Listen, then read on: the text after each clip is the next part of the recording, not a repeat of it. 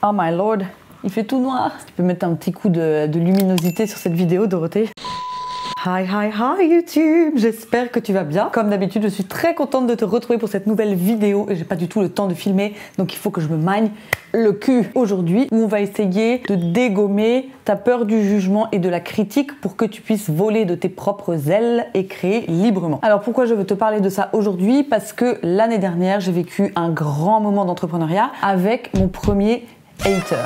Alors évidemment, ça ne m'est pas passé dessus comme ça. D'abord, j'ai vraiment cru que j'allais mourir sur le canapé de mes parents et que j'allais vomir en même temps. Mais j'ai eu la chance que ça m'arrive à un moment où mon travail sur la peur de l'échec, la peur du rejet, la peur du jugement, la peur de la critique, blabli blabla, avait bien porté ses fruits et était bien consolidé dans ma petite tête juste ici. Et donc, même si ça m'a fortement piqué au début, ça m'a permis quand même de ne pas mettre le doigt dans l'engrenage de pourquoi la vie, pourquoi la mort, pourquoi personne ne m'aime, je vais tout abandonner, c'est terminé. Parce que avant j'aurais vraiment été très capable de faire ça. Et donc ce qui m'a énormément aidé, ça a été tout le travail sur le jugement. Et c'est ce travail qui m'a notamment permis de transformer ma croyance si je suis jugée, c'est que c'est moi qui suis une énorme merde, à si on me juge, la plupart du temps, ça n'a rien à voir avec moi. Raison pour laquelle j'aimerais aujourd'hui te partager 5 raisons qui peuvent expliquer pourquoi les gens te jugent négativement, pour que tu puisses te rendre compte que la plupart du temps ça n'a rien à voir avec toi et pour que in fine t'arrêtes d'en faire une histoire personnelle, que tu calmes ta peur du regard des autres et que tu puisses créer ton projet comme tu le souhaites. Donc avant de commencer, comme d'habitude, pour soutenir la chaîne, n'hésite pas à me mettre un petit like, à me mettre un petit commentaire, à t'abonner, à appuyer sur la cloche. Et comme d'habitude, tu as dans la barre de description la Bible de la confiance en soi pour les porteurs de projets et créateurs qui s'auto-sabotent et ma masterclass comment retrouver le mojo quand tu n'arrives pas à passer à l'action pour créer le projet de tes rêves. Ceci étant dit, c'est parti. 5 raisons pour lesquelles les gens peuvent te juger négativement.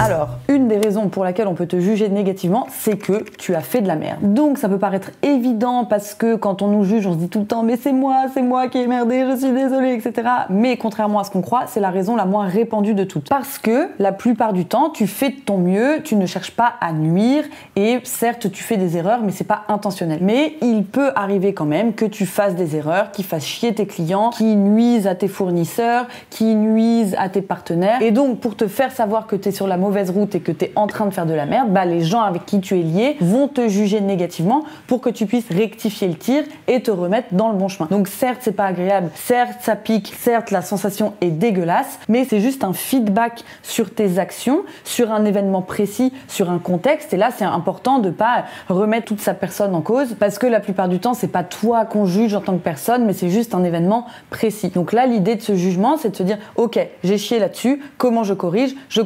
terminé, bonsoir, au revoir. La deuxième raison qui fait qu'on peut te juger négativement, c'est lorsque les gens s'arrêtent sur la première impression qu'ils ont de toi. Je m'explique. Quand tu es créateur ou porteur de projet en l'an 2022 et que tu commences solo, il est fort probable que tu aies besoin de passer par la case autopromotion. Et donc, tu vas faire des réels sur Instagram, des vidéos YouTube, des podcasts, des campagnes de crowdfunding, bref, tu vas montrer ta tête, tu vas te mettre à poil et t'exposer pour faire connaître ton projet. Or, ce qui se passe quand tu vas faire ça, c'est que tu vas diffuser plein de petites parties de toi, plein de petites facettes de ta personnalité, plein de petits morceaux de ton travail dans le grand cosmos d'Internet qui, pris individuellement, ne pourront pas restituer le grand tout de qui tu es, de ton travail, de ce que tu fais. Et donc, ce qui va se passer, c'est que certaines personnes vont attraper juste un tout petit bout de ton travail et te juger à partir de ça sans prendre en compte le reste. Par exemple, imagine que tu fasses de la thérapie conjugale et que tu postes un petit réel léger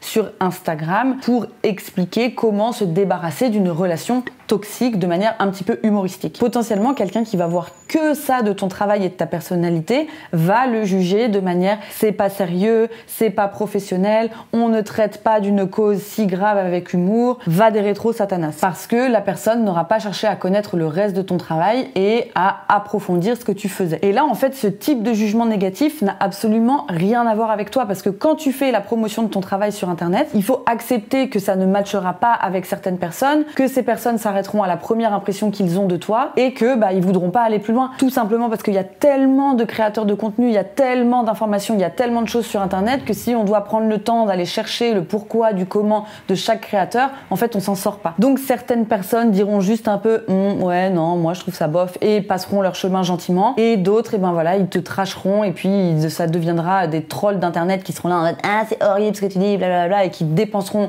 une énergie pour te critiquer négativement. Ça n'a rien à voir avec toi, c'est juste très souvent une méconnaissance de ton travail et aussi peut-être que tu es un miroir de leur frustration personnelle, et dans ces cas-là, thank you next.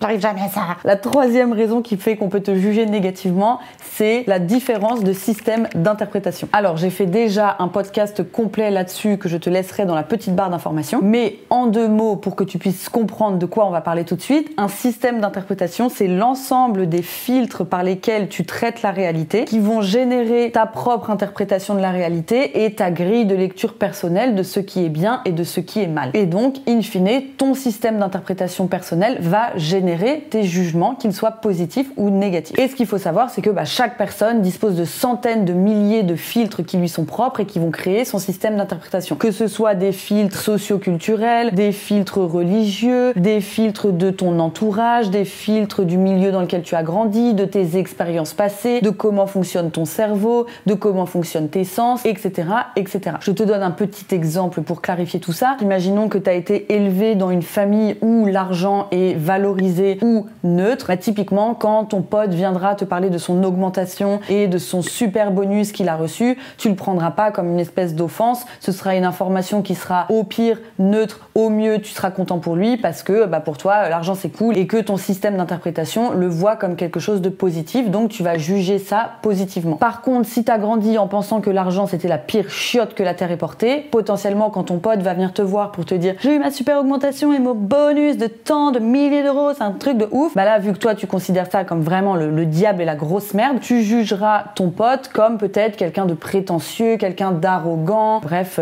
insère le synonyme pourri de ton choix. Et donc ce qu'il faut comprendre avec les systèmes d'interprétation, c'est que les jugements n'ont rien à voir avec toi, mais tout à voir avec les filtres de la personne qui va te juger. Toi en fait tu vas juste être une information et selon le système d'interprétation dans lequel cette information tombe, elle va générer plein de jugements différents. Donc ça c'est hyper important de l'avoir en tête parce que souvent quand on prend un jugement négatif, on se dit ah mais c'est la vérité, il a forcément raison, c'est parole d'évangile, alors que pas du tout, c'est juste lié à sa combinaison de filtres et quelqu'un d'autre qui aura une autre combinaison trouvera que ce que tu fais c'est absolument génial. Et donc comprendre ce concept de système d'interprétation permet aussi de faire un deuil de ouf de vouloir satisfaire la terre entière avec son travail, puisque ce n'est pas possible. À partir du moment où tu t'exposes, tu t'exposeras à des systèmes d'interprétation différents du tien qui viendront te dire c'est pas bien ce que tu fais, mais c'est leur vérité, ce n'est pas la vérité. Quatrième raison qui fait qu'on peut te juger négativement, c'est l'amour. Alors je sais que celle-là, elle ne tombe pas forcément sous le sens, mais sache que si beaucoup de tes proches, que ce soit tes potes, que ce soit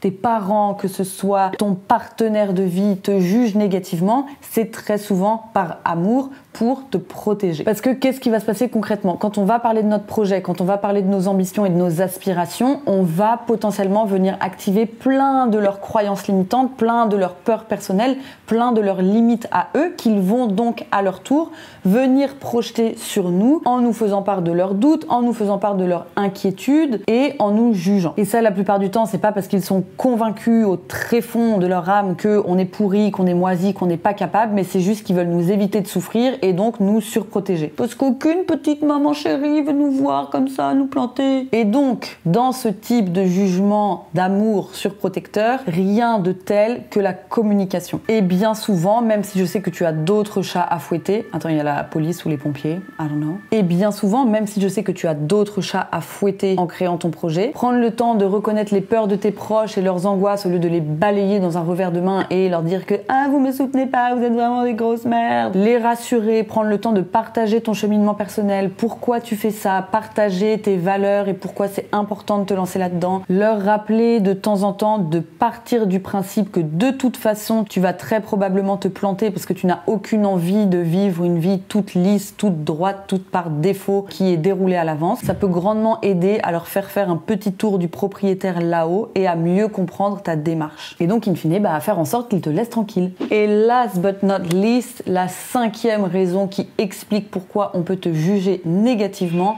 c'est évidemment la souffrance, puisque la souffrance et le manque de confiance en soi sont la terre promise du jugement négatif. Parce qu'en fait, quand on est mal, le jugement a un effet pansement aussi réconfortant qu'un soft kitty, warm kitty, little ball of fur. Big Bang Theory pour ceux qui n'ont pas la ref.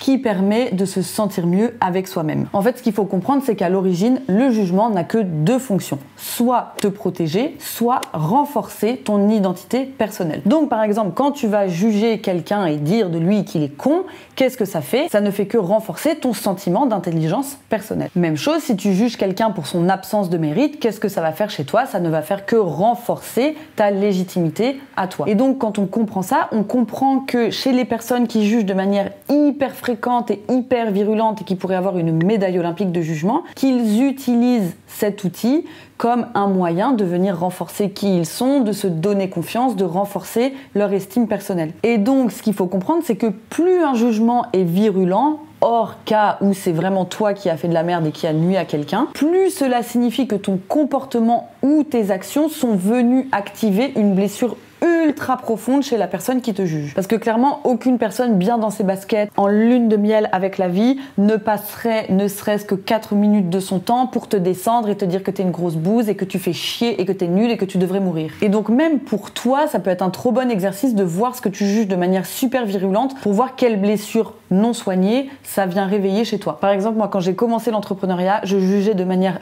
hyper virulente tout ce qui était influenceur, instagrammeur, youtubeur, etc. Alors qu'en réalité, cette bonne vieille Enjoy Phoenix ne m'avait absolument jamais rien fait. Mais ces personnes venaient cristalliser absolument toutes mes frustrations. Et en fait, focaliser sur les influenceurs comme ça, disant oh là là, mais il n'y a que les vieilles meufs qui s'affichent, qui réussissent, ça me permettait de justifier pourquoi moi, Charlotte, qui dépense toute l'énergie de son corps et de son âme dans son projet et qui mériterait honneur et prix Nobel par sa simple existence, n'a que 3 followers sur Instagram, 0 clients et 12 € de chiffre d'affaires annuel. Et très souvent, en fait, c'est ça, nos jugements les plus virulents, ils nous empêchent de voir la réalité en face, mais d'une force incroyable, parce que de mon côté, la seule chose qui faisait que j'étais bloquée, c'était un manque profond d'humilité, mon refus catégorique d'être débutante et de pas être parfaite, et ma peur panique d'être critiquée et pas validée par la terre entière. Ce que je voulais réellement, c'était que la terre entière s'intéresse à moi, sans prendre aucun risque, sans faire le travail, sans donner de ma personne, et sans m'abaisser à cet exercice vulgaire du 21e siècle qui consiste à se mettre en avant sur les réseaux sociaux. Mais du coup, au lieu de regarder ça en face, c'était évidemment plus pratique d'en vouloir à la société, aux influenceurs. Et donc maintenant que j'ai fait le travail, que j'ai vu qu'il y avait vraiment des blessures béantes derrière mes jugements super virulents, mais je m'en carre le coin des influenceurs, mais d'une force qui ne s'explique même pas. Caroline Receveur peut bien faire ce qu'elle veut, mais ce n'est pas mon problème. Et justement, c'est le fait de plus du tout être en souffrance qui fait que je ne juge plus aujourd'hui. Donc j'espère que ça te permettra de voir que quand t'as des gens qui sont super virulents avec toi, c'est souvent parce que t'es l'incarnation de leur frustration, que c'est le miroir d'une souffrance très forte chez eux, et c'est pour ça que c'est un peu le niveau ninja 12 du développement personnel, mais que l'approche par rapport à ça, c'est déjà de te rendre compte que ça n'a absolument rien à voir avec toi, et potentiellement de nourrir de la compassion envers ces personnes-là, parce que la plupart du temps, elles vont très très très mal. Donc ceci étant dit, j'espère que cette vidéo t'aura permis d'ouvrir ton prisme sur le jugement, de le voir d'une autre manière, que ça va t'aider à relâcher la pression, à moins tout prendre pour toi et tout prendre personnellement, et à te redonner une liberté de créer sans te censurer et en t'écoutant. Et moi je te dis à la semaine prochaine. Bye bye. Attends, je suis en train de dire n'importe quoi. Ah, il y a la lumière et il y a les pompiers.